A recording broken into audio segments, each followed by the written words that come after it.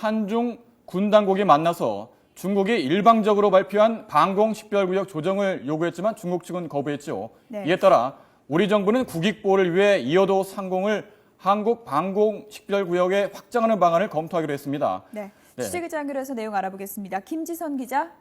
국방부입니다. 네, 중국이 우리 요구에 대해서 거부 의사를 밝혔군요.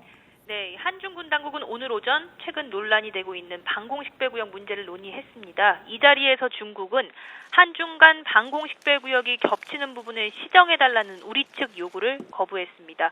국방부 김민석 대변인은 우리 측의 시정 요구에 대한 중국의 입장을 묻는 질문에 중국 측은 일단 한국의 요구를 수용하지 않겠다고 답변했다고 밝혔습니다.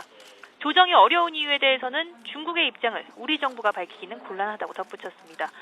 오늘 대화에는 우리 측에서는 백승주 국방부 차관이, 중국 측에서는 왕관중 중국 인민군 부총참모장이 나왔습니다.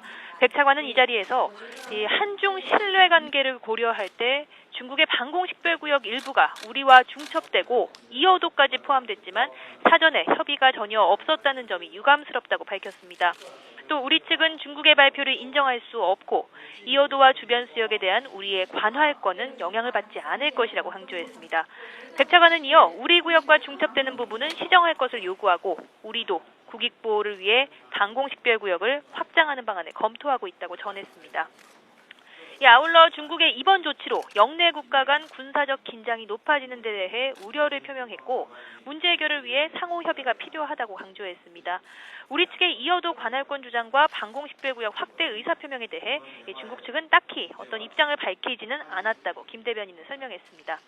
앞서 왕부 총참모장은 회의 직후 한국의 요구에 대한 중국의 조정 의사를 묻는 질문에 대해 계획된 것이 없다. 고 답변을 했는데요. 이에 앞서 중국 정부가 이 문제에 대해 한국과 대화와 소통을 강화하겠다고 밝힌 점으로 미뤄 추가 협의를 통해 이견을 좁힐 가능성은 남아 있습니다. 국방부는 방공식별구역 조정과 관련해 한중 간 양자협의 채널을 구성하는 것을 비롯해 방공식별구역 문제 해결을 위한 다양한 방안을 검토한다는 방침입니다. 하지만 논란이 높아지고 있는 시점에 중국의 강경한 입장을 확인하면서 이어도 상공 방공식별구역을 둘러싼 한중 간 관계가 냉각기에 접어드는 것이 아니냐는 전망도 나옵니다. 지금까지 국방부에서 YTN 김지선입니다.